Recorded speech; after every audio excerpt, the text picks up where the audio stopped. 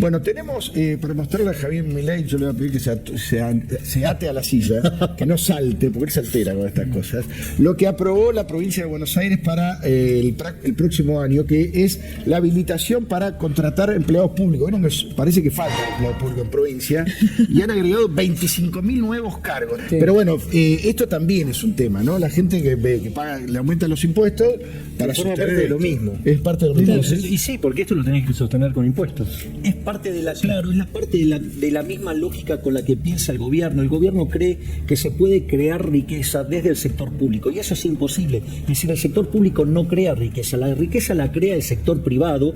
Digamos, mira, Franz Oppenheimer decía que había dos formas de sustentarte, por decirlo de alguna manera. Uno son los medios económicos, sí, el mercado, es decir, sirviendo al prójimo con bienes de mejor calidad, un mejor precio, es decir, creando riqueza.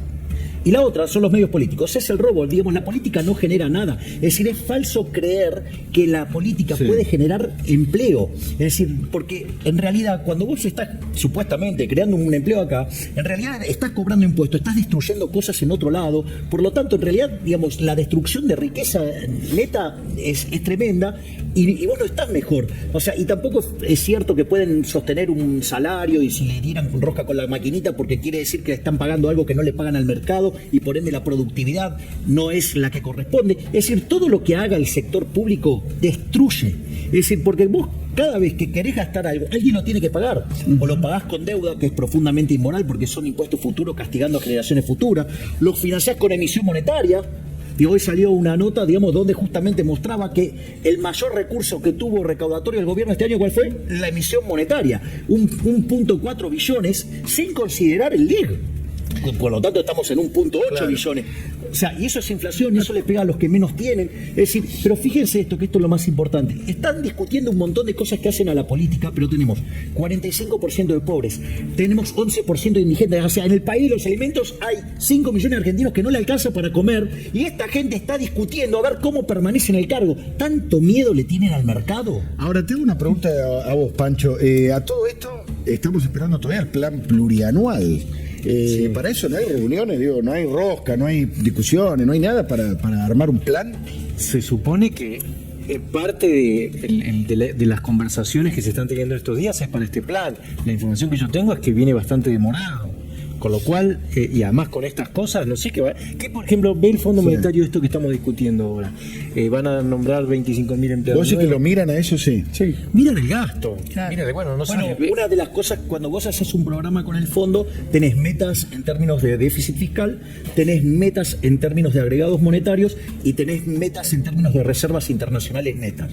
A ver, cuando vos mirás el presupuesto, ¿cuál es el problema del presupuesto que había mandado el gobierno? Porque parece que quieren hacer el plurianual sobre esa base. Ahora, ¿cuál era el problema? Cuando vos haces una proyección, para que te des una idea de los errores garrafales que tiene, vos partís de un año base, ¿no? Y a partir de ahí proyectás. Claro. Ahora, ¿cuál es el problema? Si vos el año base está mal, porque ya el propio ministro te reconoce que no había actualizado los datos que vos tenías a septiembre para diciembre. Digo, ya tenés un problema enorme. Para que se den una idea, el presupuesto original tenía una previsión de aumento del gasto del 40%.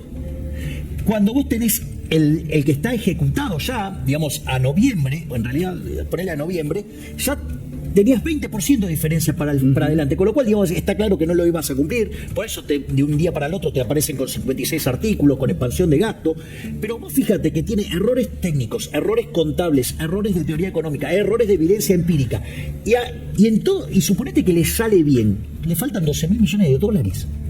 O sea, entonces después lo dibujan que tiene 6.000 y después les quedan 6.000 para cubrir. ¿Y de dónde lo van a sacar? Si las reservas internacionales netas de Argentina son negativas. Por lo tanto, o sea, y además cuando escuchan los discursos del presidente de la Comisión de Presupuesto, el señor Carlos Heller, digamos, parece que tiene un cartel que dice vamos al default.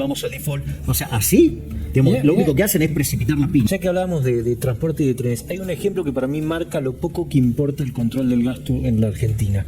Si vos querés tomarte un tren en la Argentina gratis, 70 kilómetros, digamos, Retiro Cabret, A ver, pará. Si vos querés tomarte un tren en la Argentina, Retiro Cabred, o sea, 70 kilómetros, podés no pagar boleto y no pasa nada. Nadie te controla. Nadie te controla. En todo el recorrido nadie te pide Nadie boleto. te controla. Si querés podés voluntariamente, pasás, la sube, pero nadie te controla, lo cual a uno le hace pensar, esto es todo regalado. Bueno, primero que no hay Nada existe regalado. tal cosa como un almuerzo gratis, nada es Bueno, regalado, alguien lo paga, se paga de otra manera, de vuelta con deuda, con inflación o con más impuestos. Pero, ¿por qué ocurre eso? Porque está a cargo del sector público. Entonces, ¿qué es lo que pasa? O sea, cuando vos estás en el sector privado, si te pasa eso y te equivocas, ¿cuál es el problema? Te pasa la quiebra. Claro. Acá, digamos, cuando el Estado tiene déficit, ¿qué hace? Te pasa la cuenta. ¿Querés un buen ejemplo? Digo, no estaban hablando de los números de aerolíneas. Bueno. Pierde 700 palos verdes por año. O sea, acumular lo que lleva perdido en estos últimos 10 años son 7.000 palos verdes. O sea, y en el fondo, ¿quién paga eso? ¿Sabes quién lo paga? Los que no toman los aviones. O sea, es como, digamos, o sea, ¿quién termina pagando? No el que es el beneficiario digamos, directo, el que toma el avión y va a un precio distinto, que parece que no es tan así porque ahora, digamos, para ser más competitivo, No, lo paga le el joden la comerciante vida de a San la- Justo que no viaja en avión. Exactamente, lo paga el que no va. Los sindicatos son un problema, Javier, según tu mirada. A ver. O este tipo de sindicatos. A ver, ¿no? el problema es la legislación laboral argentina, digamos que replica las leyes del fascismo, o sea, donde básicamente al empresario se lo trata como un delincuente y se terminan generando una supuesta cantidad de derechos en favor de los trabajadores que lo único que hace es perjudicarlos. Digamos, los perjudica con menores salarios reales, los perjudica con más desempleo, con más tiempo que tardan para conseguir trabajo, castigando a los más jóvenes. Es decir, toda la ley laboral argentina es un problema. Porque en principio, digamos, que vos tengas un representante, digamos, eso no sería un problema. Por el contrario, Es decir, está muy el bien. problema radica en todo el andamiaje legal que es Argentina, que es todo antiempresa, y en el fondo que vos tengas toda legislación antiempresa lo que hace es destruir empleo, castiga a los más vulnerables, porque en el fondo, ¿qué hace el capital? Se va a otro lugar. Y cuando vos le quitas el capital al trabajador, va a tener menos productividad, va a tener menores salarios reales y te va a pasar lo que pasa en Argentina, ¿sí? Donde tenés niveles de pobreza e indigencia verdaderamente alarmantes.